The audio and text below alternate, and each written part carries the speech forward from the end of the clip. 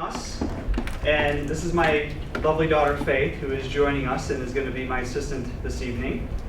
I want to start off with, Dr. Stavros just asked Faith who was smarter, mommy or daddy, and you know exactly how she answered, right? Without hesitation, mommy. So, really happy to be here. As Jackie said, I'm a DBA graduate, so I was in our Doctor of Business Administration program. A little bit about my background. I think I have a pretty kind of varied and well-rounded background in finance. So I started off as working for Watson Wyatt in management consulting. Worked as a retirement actuary for quite a few years with the General Motors and worked in corporate finance. I've been the CFO of a startup, a failed startup at that, but still a good experience. We talked about failure and more. And then also from an academic standpoint, been teaching finance for, I would say, well, when did Jackie give me my first teaching gig here at Lawrence Tech? Maybe 2008? Yeah, it's been probably a good 7 years. And I taught at Lawrence Tech, I've taught at Walsh College, and now I'm teaching at Kettering University, primarily corporate finance. I actually teach a strategic management class very similar to what you guys are probably taking today. So very happy to be here, excited to be here. So I understand we're going to talk about financial performance today. We're going to do a financial statement analysis overview. Ms. Faith, can you do me a favor? I actually think it's easier just to take one, pass it around.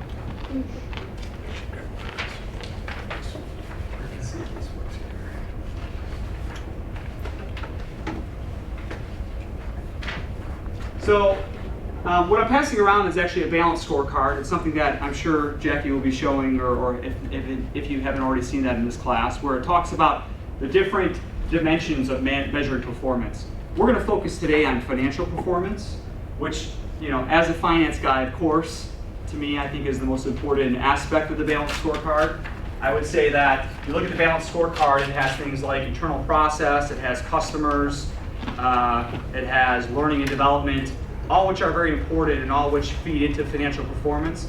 But I'd argue that if you don't have financial performance, at least in a for-profit organization, sort of the rest of the items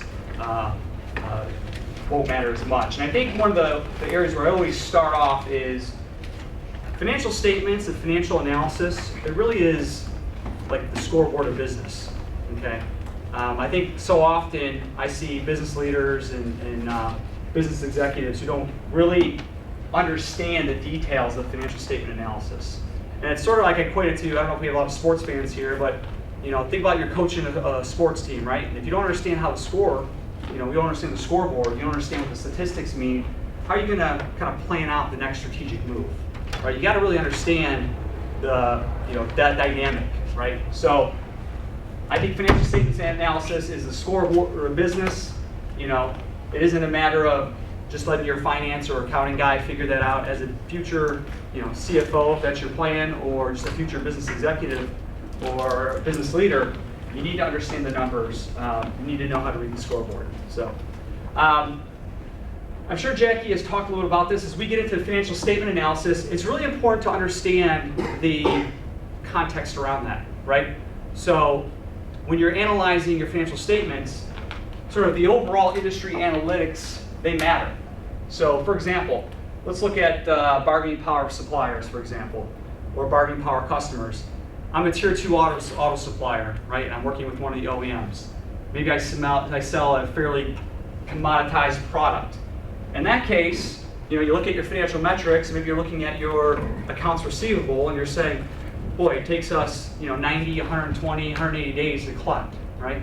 Well, maybe you're an outlier, maybe you're not, but that's a case where if you have a commodity product and your customer is a big OEM, right, you just may not have bargaining power.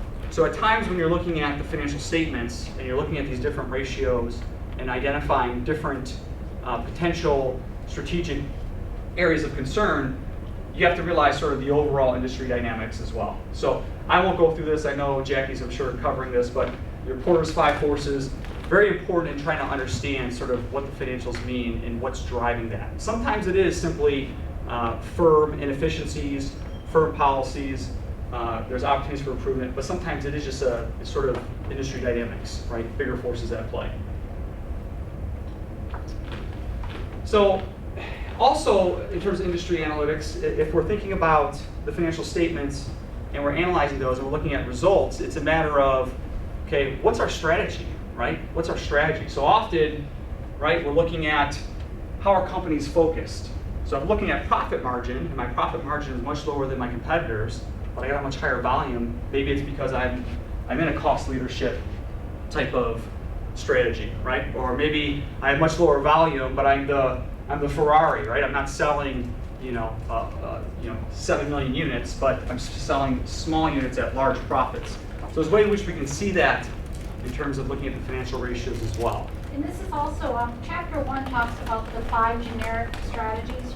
Chapter 5 actually gets into very much detail of this. So you've been introduced to this, whether you noticed it or not. It was a blip in chapter 1, but chapter 5 covers this. So the last slide, this slide really just setting up the context of understanding overall industry dynamics that will come into play in reviewing financial statements. And then also understanding your strategic positioning also should drive the results you're seeing as well, right? So we'll get into that more here in a moment. So a couple of kind of opening comments. As I said, it's really the scoreboard of business, as far as I'm concerned. It's a primary indicator of performance, okay? It's a powerful tool for benchmarking, both internal and external. So you look at a financial ratio, let's say we look at current ratio, right? Who knows what a current ratio is? Yeah, current assets divided by current liabilities. And you get 1.5, okay? What does that mean? Well, the current ratio has some inherent, I think, logic behind it that you can draw a conclusion. But sort of in a vacuum, if I divide two numbers and I get 1.5, it doesn't mean a lot. What makes that meaningful is the fact that I can trend that data over 5, 7, 10 years. And I can see sort of how's that variation, okay, and what's the business results driving that variation. And then even more powerful is the external, right? If I can link that or I can compare that to my competitors, how is my liquidity compared to my competitors, okay? How does that look compared to my peer group? And that's where financial statement analysis really draws out sort of some potential strengths, weaknesses, opportunities, sort of your SWOT analysis, right? Or SOAR in some cases, where you can kind of identify from that financial statement analysis what are key areas, what are our key areas that we should be working on as a business. So some of the ratio classifications and FSA areas I'll cover today: high level, profitability, liquidity, capital efficiency, market-based, operational management, financial leverage, and dividend policy. And we'll kind of go through some of these fairly quickly, fairly high level. As you probably are aware, there's pretty much unlimited number of ratios out there. Okay, we can. You look at every finance textbook, they kind of have a different spin on these classifications. I've selected the ones that I find to be used most often in at least my business experience, and the ones that most often kind of intersect in the many different finance books, including the one that you're using today. So just a refresher, in terms of the financial statements, we'll be looking at these ratios. We'll be using the balance sheet, the income statement, the statement of cash flow, and combining different elements of those finance statements to create, hopefully, some meaningful information. And just as a refresher, right, here's a sample, balance sheet, right? Balance sheet equation, assets equals liabilities plus owner's equity. So kind of what we're seeing here, right? Cash, marketable securities, your current assets, your non-current assets, current liabilities, non-current liabilities, and then kind of on the fold here, your stockholders' equity. Brian, when you're doing financial analysis, do you recommend they look 3 years back, 5 years back? When is it important to look a decade back, or is it not anymore?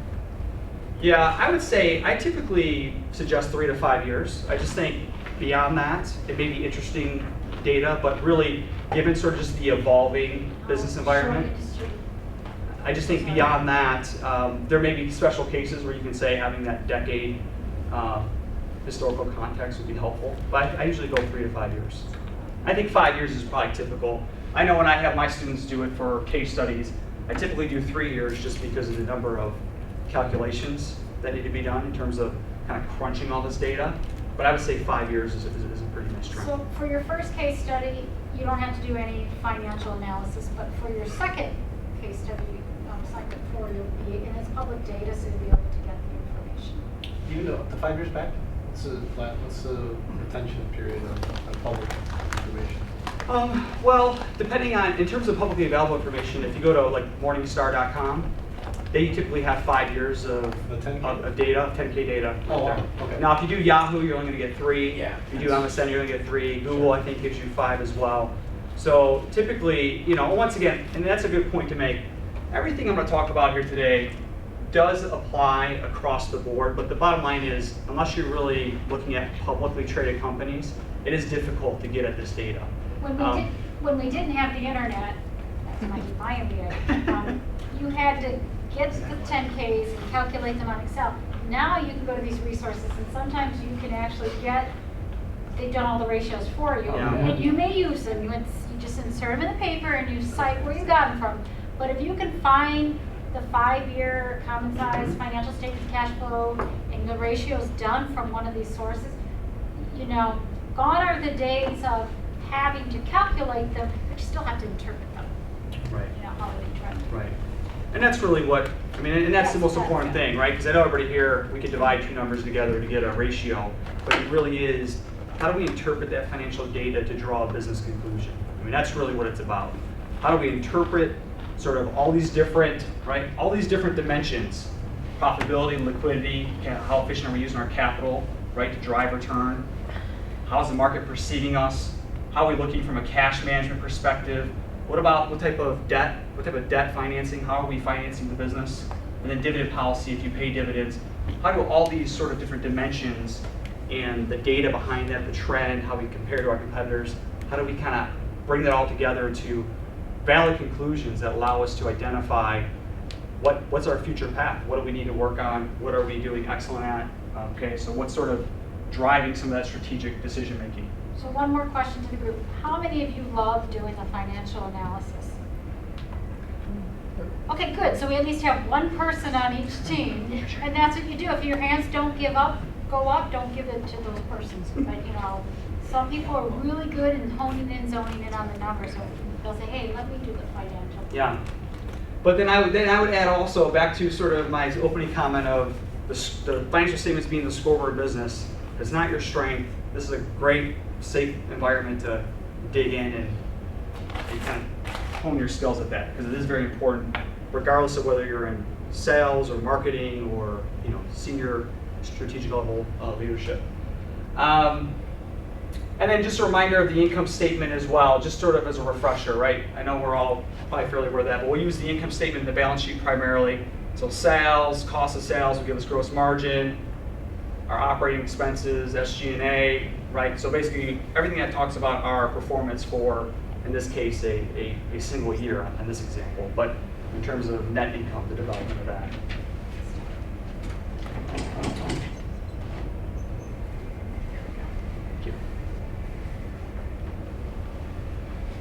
So let's first just talk about what we call CAGR, or compound annual growth rate. The reason why I bring this up is, so ratio analysis is what we typically use for most of our financial statement analysis.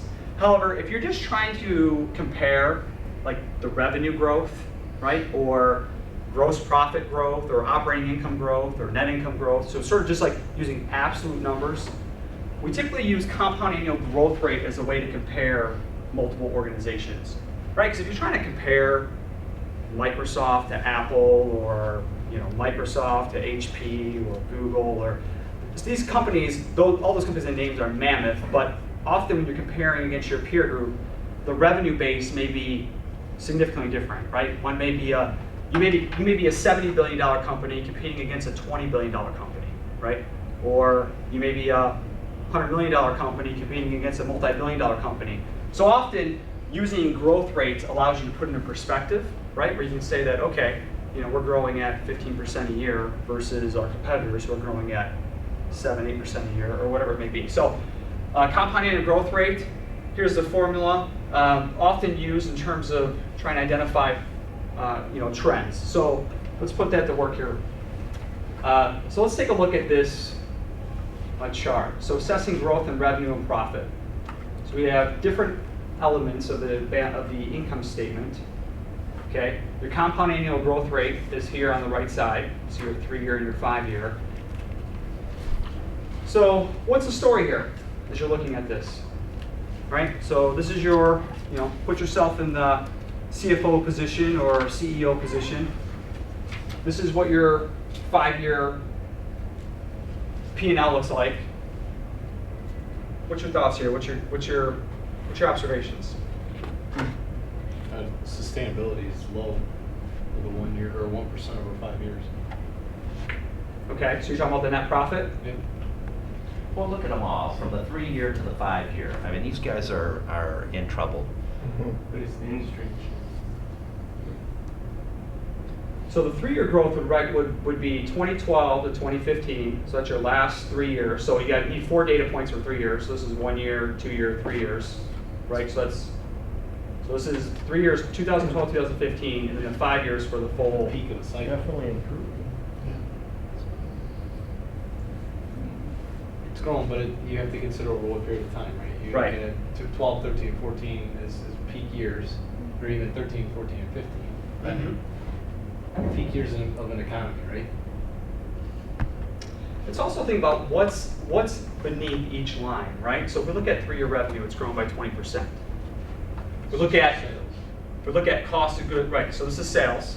We look at gross profit. The difference between revenue and gross profit is your cost of goods sold, or your cost of sales if you're a professional services firm, right? Which is typically material and labor, right? Or wages for direct labor for the delivery of that good or service. Okay, so that's there. Between gross profit and operating profit, you're going to have your finance, your overhead expense, your SG&A, so marketing, corporate functions.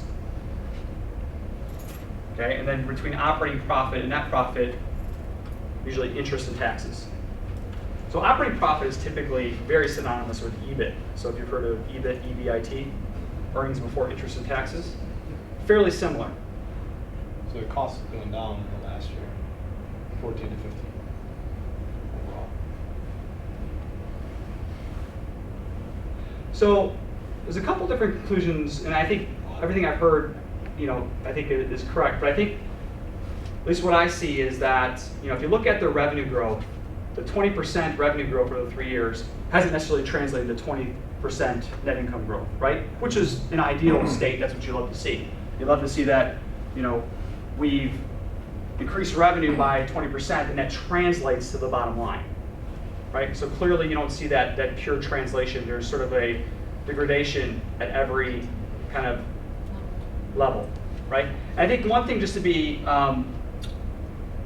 to consider when you're using a compound annual growth rate is it only looks at the endpoints. Okay, everything in the middle is just ignored. So, for example, you might notice net profit here.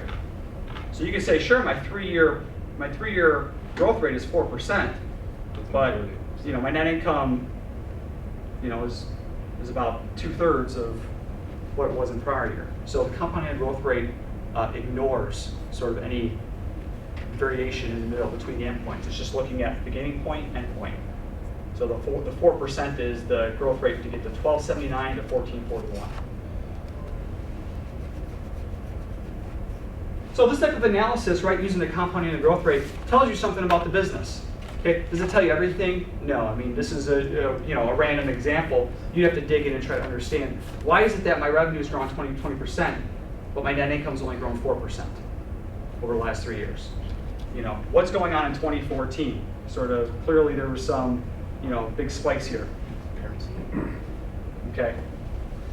Well, we find out, and develop a model around it, what's happening, right? And work with that if you can, if it's controllable, if it's internal, if it's external, right? Right.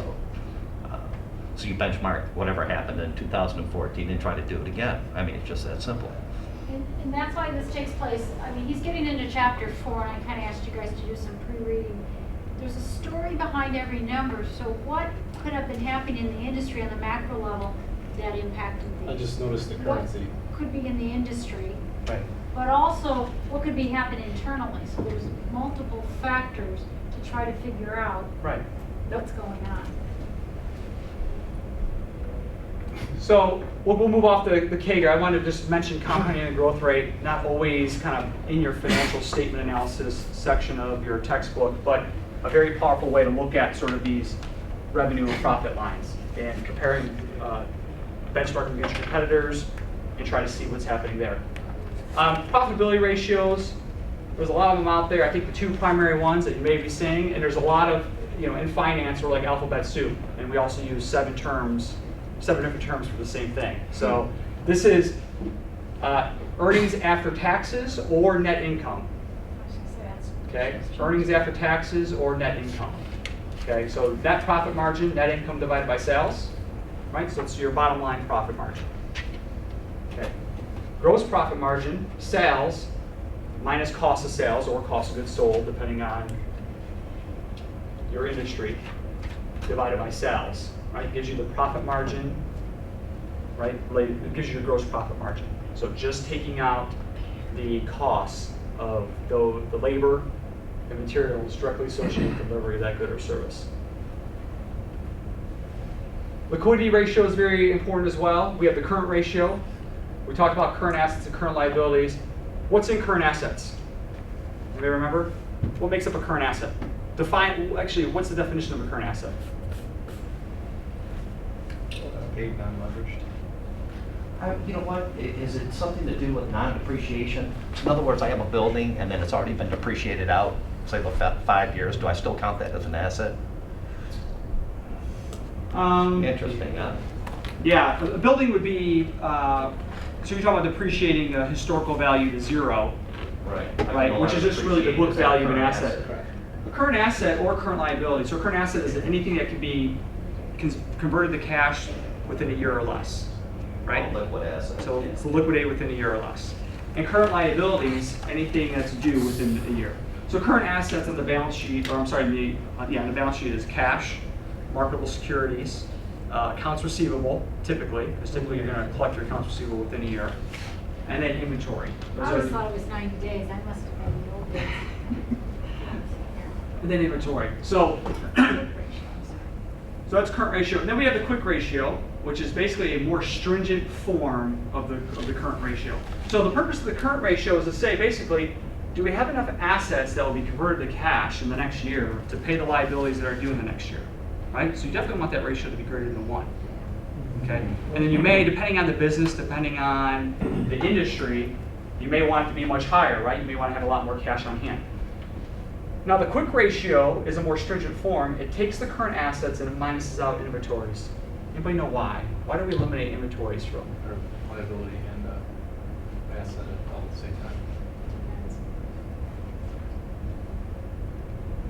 The biggest reason why we take out inventories is because the assumption that it can be converted to cash within a year is at the biggest risk with inventory. So think about the financial crisis. I worked at GM from 2006 to 2009. So I remember when oil was at its record high and we realized that nobody was buying SUVs anymore and that we weren't selling.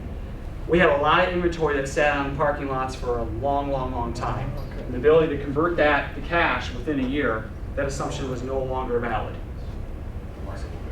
So it's a matter of having a more stringent form of looking at, do you have enough cash to pay your bills, right? And saying that inventories is part of that cash or can be converted to cash is sometimes an overreaching assumption.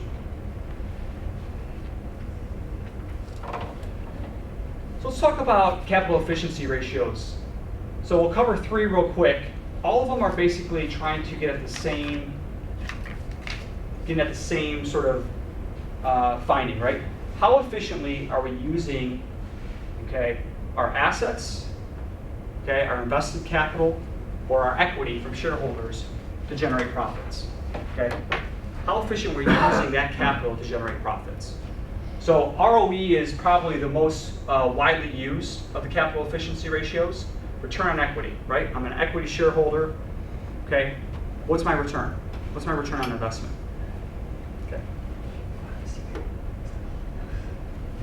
Okay, return on invested capital looks at not only from a perspective of I'm an equity shareholder, but also says I'm a bond. Okay, I'm a bondholder.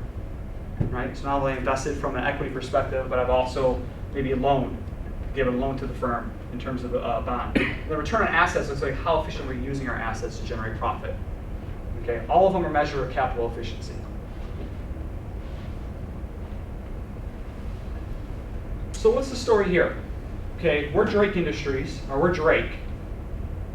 Okay, and here's an industry average. So when you're doing benchmarking against your competitors, there's multiple ways to do it. Sometimes I see folks list out every competitor, right? And so maybe if you are benchmarking against a group of 7 competitors, you'll have 7 different trend lines here. And sometimes organizations just kind of average out the industry curve. What's the average industry doing, and then how are we comparing to the industry? So return on investment here is another term for return on assets. And then we have return on stockholders' equity here, which is the same as return on equity. So both capital efficiency ratios. So what's our story for Drake? How are we doing? Not very good. Not too good, right? Trending down, yeah. So we're definitely trending down from a return on asset standpoint, right? So if you're senior management at Drake, you're a little bit concerned, okay? You've trended from 2007 to slightly under 8%, maxing out around 8, and now you're at 6 or below. As where the industry has stayed between 9 and 10 to 9. Okay, so once again, if I just take ROA, right, for 1 year, and I get one data point, this one little dot, it doesn't tell me a lot. But if I trend it for multiple years, and then I compare it against an external benchmark like the industry, it tells a very compelling story, right? What's going on with our return on assets? Okay, same thing with return on stockholders' equity as well, right? You're clearly, if you're an equity investor, you may not be very happy with Drake's performance. Yeah. Possibly.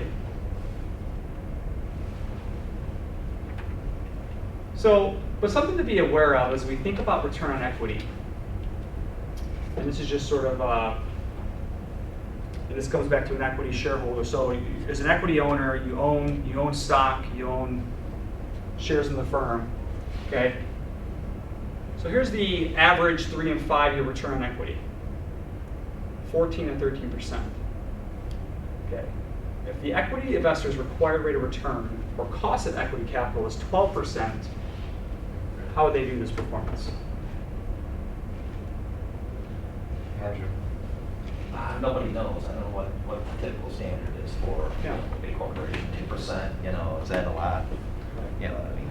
And that's my point. The point is that you can't look at ROE by itself and make a conclusion. You can say it's positive, that's good. It's double digits, that's good.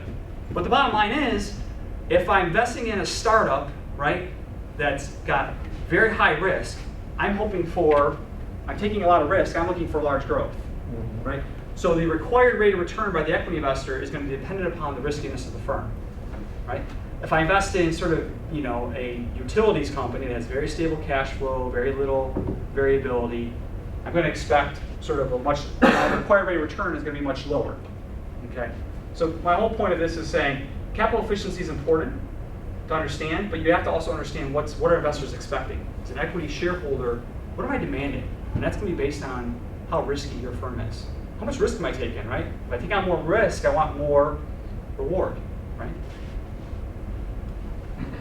So, talking a little about return on equity, we're going to talk about the DuPont model. So the folks at DuPont Company came up with a very, I think, a pretty cool way of analyzing return on equity. Okay, so ROE, and I won't belabor you with the algebra here, but ROE can be decomposed into 3 components that tell you the story of, so what's driving ROE, right? I have an ROE of 12% or 14%, and it's trending down. What's driving that? Well, mathematically, if we know that ROE equals net income over shareholders' equity, okay, we can multiply ROE by actually sales over sales and assets over assets. So when you multiply it by sales over sales and assets over assets, you just multiplied it by 1, right? So you haven't changed it.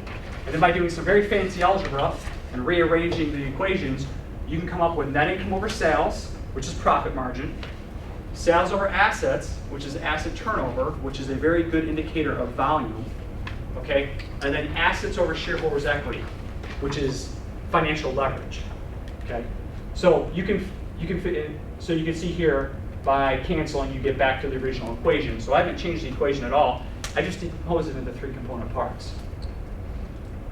And basically what I'm able to say here is what's driving ROE. Okay, so my return on equity has maybe declined. Is it because my profit margins are lower? Is it because the volume's down, right? Asset turnover is lower? Or is it simply because, and sometimes you see, this is very important, sometimes you'll see a high ROE, but the fundamentals are horrible. Profit margin's down, asset turnover is down, but the company just has a ton of debt.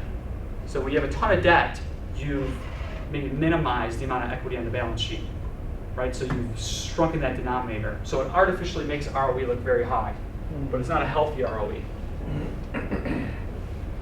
So Guess Jeans.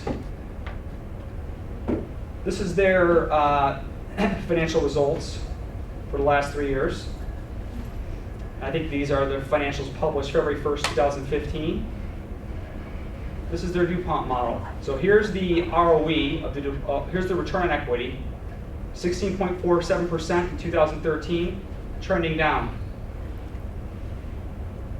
So once again, just looking at this, I'm able to say, yeah, the return on equity has decreased by almost half over the last couple of years. But using the DuPont model, what's the driver? Right?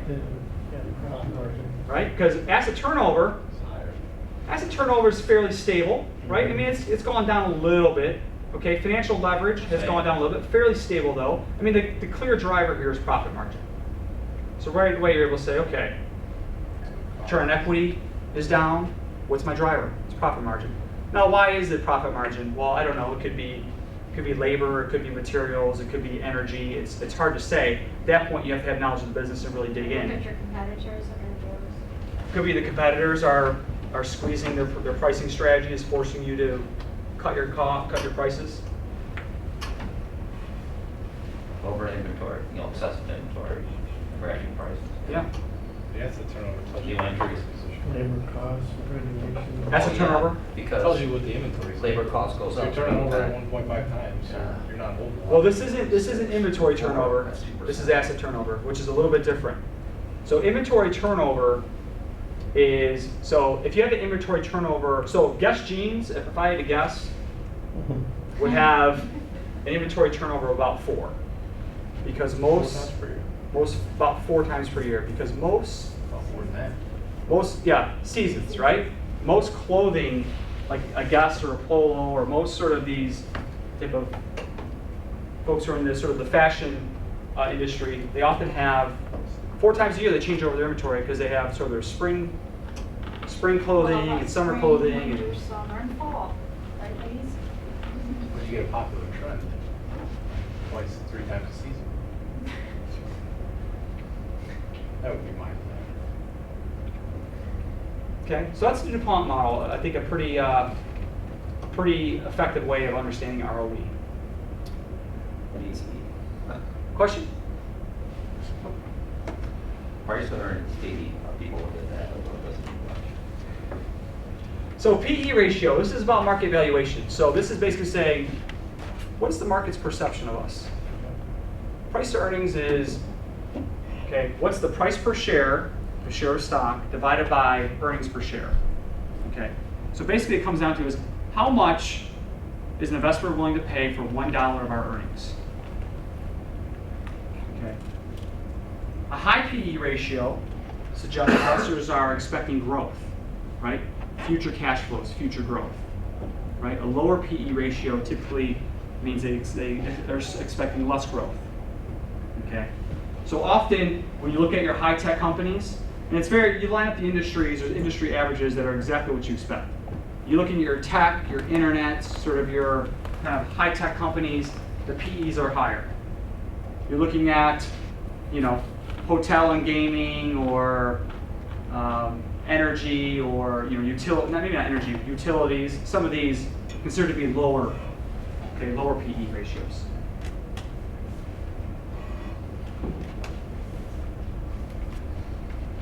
So what is the trend in multiples here? What does this say about the market's expectation for the company?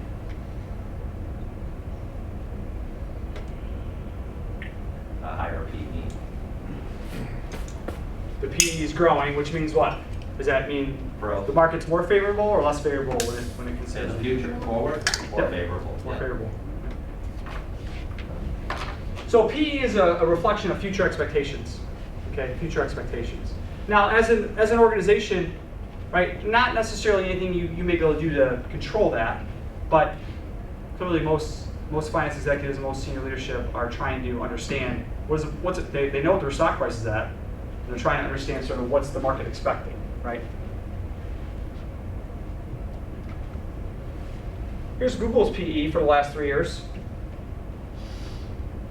against its competitors. So we've graphed it out against between IBM, Hewlett Packard, and Microsoft.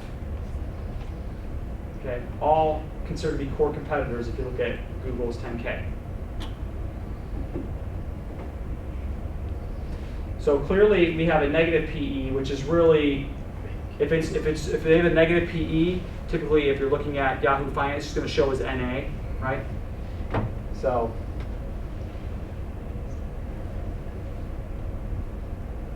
But here you can see clearly they had negative, they had an earnings loss in 2012. So how do you feel if you're Google? Well, that depends. What's one share of Google? $600? 666.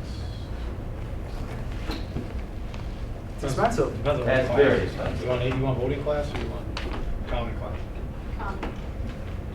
And what's the dividend payout on $600 a share? Do you think Google pays a dividend? Truly, I don't know. I can afford $600 a share.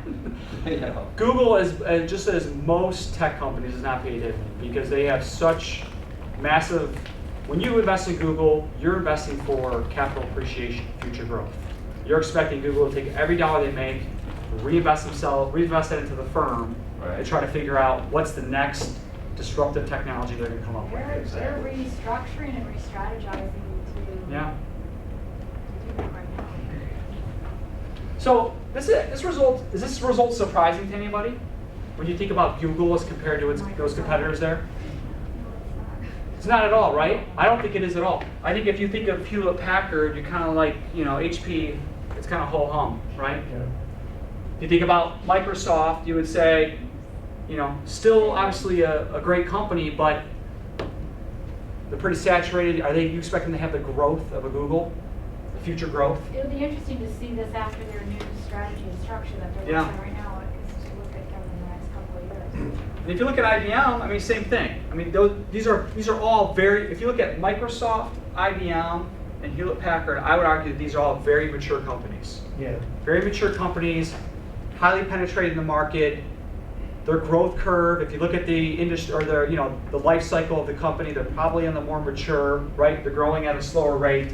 Is where Google, at least my perception, not sitting in the boardroom at Google, there's a lot. And clearly the investor community agrees because this is what the PE is. And you would probably expect to see like Amazon and Apple to be somewhere between those two companies. Absolutely. Maybe closer to Google. I'd expect Apple to probably be very similar. And then Amazon's PE is, once again, it's almost undefined, or it's almost through the roof because they have so little earnings. Amazon hasn't really turned a significant profit yet. Oh. Really? Investing too So, much. Did you say that they're investing too much? Yeah. Yeah. Well, then again, that's why you Yeah, have to get the data, Yep. the story behind the data. yep. Careful, damn. Yeah.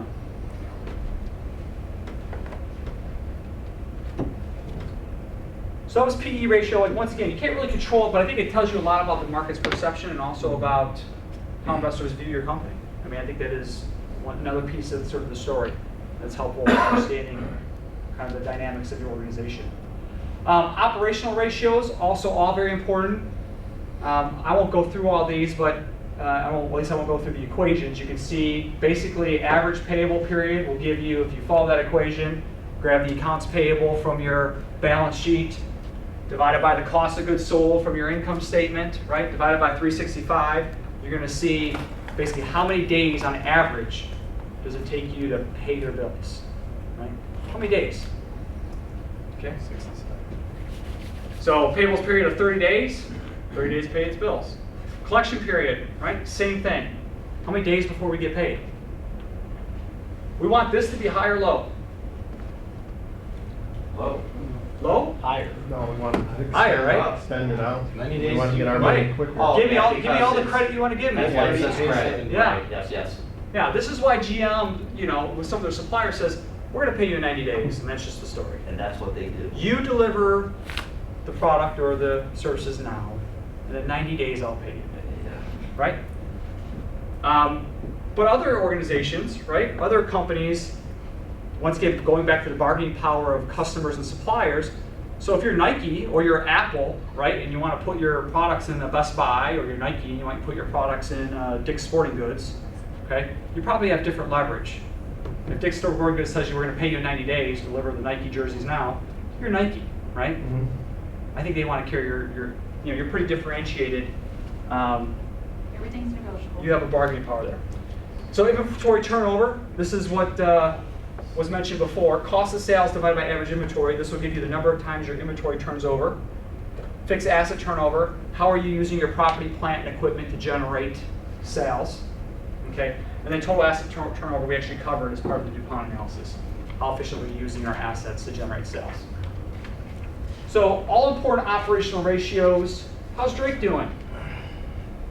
We have our AP, accounts payable collection period here, and our total asset turnover, which is a sign of volume here. How's Drake doing? Terrible. Oh, well. Let payables hang out. I'm sorry, this is AR. Yeah, that's. I'm sorry, average collection. Right. AR, not AP. That's not- Average collection period. They're not collecting. Well, they're, yeah. That's what I'm saying. they're not turning collecting. over inventory, but they're collecting the money quickly. No, they're not collecting. No, they're not collecting. They're not collecting? If they're on a 30-day pay cycle and they're collecting on average in 50 to Yeah. 60. Oh, I see, yes, yes. And they're getting worse too. They're falling behind. They lost a person, they retired and didn't backfill. So they're not calling the supplier. They're not calling the OEs. And Wouldn't getting matter if the they money. were, we don't pay anyway. So typical Drake, not doing so well, right? Average collection period, you know, many years ago was 50 days when the industry was at 45. And to your point, they're taking longer to get paid. They're almost up to 60 days. Trend line. Okay, what is that? Is that poor contract negotiation? Is it just poor collection processes? Right, the invoices out, the suppliers, I or agree with the John, someone retired and they're not collecting. right, or Follow up. Or they Right. don't have the power. right. True, they Yeah, lost they're the losing. They're Lost losing. supplier, bargaining power. Okay, and then total asset turnover. Once again, how efficiently we're using our assets to generate sales. Also a sign of volume. You can see that clearly Drake is doing poorly there as well. So Drake needs to hire Dr. Stavros to do some strategic I'll do the consulting. strategic plan, you do the financial plan. Okay, sounds good. So how about this? How do we feel about this? Paying How do we feel about this? Paying too fast and. Way too fast. Collecting. What they're collecting. Holy cow. Right. Yeah. This would be an operational concern, right? From a liquidity perspective, right? You may have you're just running out. You could just be running out of cash here. Our collection period, Because you're running out of cash. right, is 5 months. Pretty close, 4.5 to 5 months, and we're paying our bills in 30 days. So that's a huge disconnect between how fast we're paying our bills and how quickly we're collecting cash. It's like credit worthiness. You're paying in 30, so you're not owing anybody. But Right. You could be extended lines of credit as the day is long, but you're not collecting any money to pay off, which Right. is concerning. Who's filtering in the cash? Are they printing money? Right. Yeah, you're not liquid, and you're borrowing the money with an interest rate. Yeah. Till Unless you it's just have 150, a holy huge smokes. cash balance sitting on the balance Oh, sheet, yeah. you know, Which is It's- a huge liability. which is so. But once again, something as small as how fast are we collecting our money and how quick are we paying money can lead to. So this is cash flow concerns. This is bankruptcy concerns. This is, are we not going to be able to pay our bills? Am I not going to be able to pay my interest payment, which means I may have to declare bankruptcy, right? So all these, okay, can identify trends and potential opportunities in an organization. Financial leverage. So some of the kind of heavy hitters here, we have debt ratio, total debt to total assets. Okay, what percentage of my assets are financed by debt? Debt to equity. Okay, what's my debt to equity ratio? Both of these commonly used to try to indicate your level of financial leverage. And then times interest earned is an important one as well. Basically, do I have enough earnings to cover my interest charges, right? So pretty important, right? Pretty important. If you can't pay bondholder interest, you're defaulting and you're declaring bankruptcy. Couple questions? How far are they breaking down assets? Are they looking at like asset book value, or are they looking at, Yeah. so So they're looking at the book value of your total assets on the balance sheet. So think about the balance sheet equation: assets equals liability plus equity. They're taking total asset value. so they're including depreciation, They're including depreciation. Well, depreciation accumulated is depreciation. if an asset's been depreciated, yes. Okay. Yep. Because when you depreciate an asset, right, you're going to decrease. You're going to take it off the asset side, and Right. you're going to expense it on the Yeah, equity side. credit at that. Yep.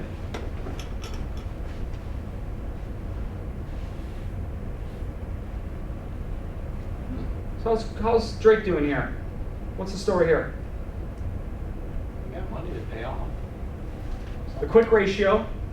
So the quick ratio, as a reminder, was current assets minus inventories divided by current liabilities. Basically saying, how liquid are we? Cash. And then the debt ratio is debt over assets. That's concerning.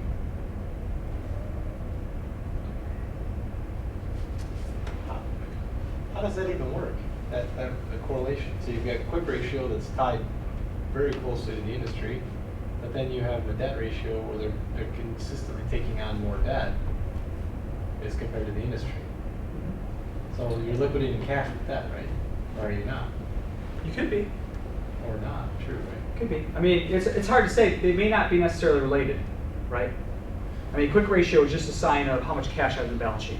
Maybe that's because I have cash, because I'm taking out more debt, right? I'm taking more loans. You're taking loans, you're subtracting cash, right? You're having. No, I'm less- borrowing. That's Yeah, if I'm borrowing I from see what you're saying. bondholders, You're taking it as not so as an asset, but as I increase true my cash. liability and I increase my cash, Got right? it. Got it. So they're So- buying the rates cash. Yeah, so debit cash, credit, yeah. long-term debt. Got it. Understood. So what we see here is that quick ratio, right? Drake, you would say, oh, well, we're fairly consistent with the industry. There's not, in terms of at least immediate liquidity needs as compared to the industry. Now, I don't know what their current ratio It is is like. going down. It's definitely going down. The industry's trailing down as well. This is probably one of the areas, though, where you would say Drake has been the most consistent with the industry in their peer group, okay? But yes, quick ratio is below 1.0, which to me is sort of the magic number, right? Debt ratio, though, however, you would be concerned. Basically, we're saying that Drake has 60% of its assets are financed with debt, right? Okay. So they're a highly levered firm, And once again, once you increase your debt, so some level of debt is actually good, right? It can be favorable. And the reason why that is, at least here in the US, is debt is tax advantaged. So if you think about your income statement, I get to operating income or earnings before interest and taxes. Everything I paid towards my bondholders for interest gets subtracted out, minus interest, right? And then based on that, I get earnings before taxes. So my tax expense is reduced because the interest on debt is tax deductible. So some level of debt is good because debt is actually a cheaper form of capital for financing capital investments. However, at a certain point, you reduce your financial flexibility and you increase your bankruptcy risk. So there's sort of like an optimal level. And as a CFO, one of the things you got to figure out is what's the optimal capital structure? What's my optimal level of debt? But I would say Drake is, that ship has sailed. 60% is by any stretch too high. Higher than comfortable. Finally, we'll cover dividend policy ratios. So if you pay a dividend, and once again, we talked about Google, some companies don't pay dividends. right? Investors want you to, Apple doesn't pay a dividend, Google doesn't pay a dividend. Microsoft actually pays a dividend, but when it announced it was going to pay a dividend, its stock dropped just because of the signal to investors that said, we're no longer a growth firm. We don't know what to do with our cash. We're going to give you back a dividend because we don't have enough projects to reinvest in, right? That was a signal to investors. So they announced a dividend payment, thinking it was a good thing, and their stock price dropped dramatically. And this was like 4 years ago now. So payout ratios, dividend per share divided by earnings per share. So what percentage of our earnings are we paying out? And then dividend yield, expected dividends per share by stock price. Okay, so kind of what's my percentage return? So when I invest in a stock, I get my returns from two components. My dividend yield, right? And then capital appreciation. So how much are they going to grow the stock price? So as somebody noticed, I did not properly cite this table. This is from, I took it from one of my spring, oh, I'm sorry, summer 2014? Spring. Spring 2014 class put together this scorecard, and actually many case studies I've done, students have. I did get permission to use it from the group as a example It's okay in a report. presentation as long as Example you report. know. My point is that one of the students from this class actually was part of the group that created this. Basically, it's a scorecard that says, okay, if I look at all, they analyze Apple over a 3 to 5 year period, and if I look at sort of all the different areas we talked about today, profitability, capital efficiency, liquidity, asset management, I created a very nice scorecard which said, well, here's the result. Are they red, yellow, green on any of those areas? Now, clearly, Apple, right, we know is a very strong company. It's been very successful. So you would expect to see a lot of greens, okay? And, but basically what's it translating, okay, that's great that you give me the number, but what's the story, okay? What's the actual item, right? What are we gonna do if we know that our quick ratio is lagging? Or what are we going to do if we know our operational ratios are lagging? What's the takeaway? What's the strategic implications from this financial statement analysis? So this scorecard approach in terms of financial scorecard, which would be one piece of the handout that I passed out, right? That's sort of the financial, your financial scorecard, which has what's your objectives, what's your key performance indicators, which would be sort of what are the ratios that you're looking at, profitability, liquidity, okay? So this could feed into that scorecard right here. So what Jackie's covering in this class, I think, is the broader dimension of all of them together. But this is sort of the financial piece that would feed into the overall balanced scorecard.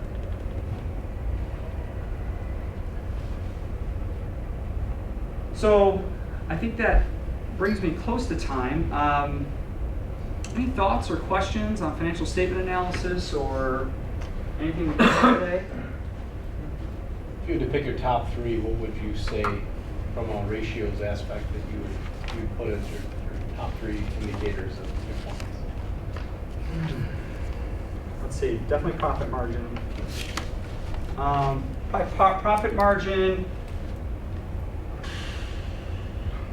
it's a tough one. It's actually a tough one. You need to give you like a choice of 5. Yeah, well, I did it for a reason. I only wanted three. Three? It's Hold tough. Profit margin. What are the most Can I do a DuPont? Does Sure. DuPont count as one? Work. Yeah, there you go. So I would do Call that a DuPont ratio? I would do one DuPont because I get 3 ratios in one. I get profit, asset, and financial leverage. See, this is finance here. There you go. Profit. You know what? I would probably say these. I'd probably start with these 3. I'd probably just do DuPont for an initial. But I mean, What about a quick ratio? but I would want to look at liquidity too. So if I get this, and I would do a quick ratio over current ratio. So I would do. Oh boy.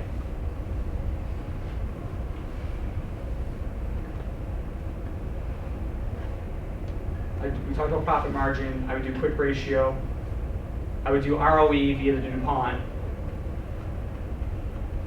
I think the And DuPont that- model saved your answer. Yeah, it did. You got 6%. You gave me the easy out. I would skip PE. It's interesting, but not. Not a good idea. And even I would say those are the ones that I would say were all of them are important, but I would say those are the ones that can give you probably the Fair. quickest insight into, I'd say, macro business items. I mean, clearly, this is more, payable and collection period policy, which are important, but not as important if you're not making a profit. Yep. So I got a All set. 2-point question, or a 2-part question. Because financial data is considered lag indicators, Yep. how important is it to strategy, and why is it really important to do this as you're planning? Yeah, I would just say because, no, it's a great question. They are lagging indicators, so everything we're looking at in finished statement is historical. But I do think that it provides a very good window of, okay, here's the actions we've taken and here's the results we've gotten, right? So you can very much tie together sort of our pricing strategy, our business strategy. So it kind of goes back to this or this, right? We've implemented a strategy, okay? So we've done some type of strategic planning and we've rolled out that plan. What's the results been? Okay, how happy are the customers? What's our quality ratings? The financial side as well. Because really, you could argue too that any quality rating you get is historical. Lagging. Everything, pretty much most metrics they're all lagging, right? But they provide, I think, the best. If you want to make a data-driven decision, which I typically do, I think they provide the best sort of data and indicators of how my business strategy has driven results. Other questions? I got your financial expert for you. Any questions for Dr. Ballantyne? Any questions, Dave? Did a good job. Would you say that people in mergers and acquisitions utilize this more than anybody else? Besides the company itself evaluating how well they're doing, but Absolutely. I for would say, acquiring companies, I would believe this is pretty valuable too. so the value of any asset is the present value of future cash flows, right? So it doesn't matter whether it's, and really when you're purchasing a business, it's another investment. So if I'm a company trying to buy another company, I need to figure out what's the true value of that firm, right? And so in order to do that, I have to understand, I gotta be able to project out what's the future expected cash flows, right? And I'm gonna use the current data to understand that, by trying to identify what's future expected cash flows, how much risk, how risky is this? So if I'm GM and I'm buying another, or I'm expanding, my auto line into another brand, right? It's a business I know, it's a business that's a typical risk of what I do. But if I'm GM, I'm deciding to branch out into, internet technology, right? Not my core competency, high risk. So I say that because you have to figure out how risky is this investment, because I got to discount those cash flows the present day to figure out what's a fair value price. And so that I would say is, so if you're in M&A, you got to understand the financials. Because basically you're trying to say, what's the value of this firm? In So order you to want do to that. make sure you make a lot of money, but the other people want to make sure they don't overpay. Right. Well, and there's not a market there's not necessarily a market, right? So what's the fair price? Well, there isn't. The fair price is what we can negotiate, That's it. and what we can negotiate is based on, future cash flows that we project based on assumptions. So there's often lots of discussion over assumptions, right? Growth rate assumptions, market penetration assumptions. But yeah, I think M&A, this is definitely key. Other questions? All right, Rob. Okay, thank you.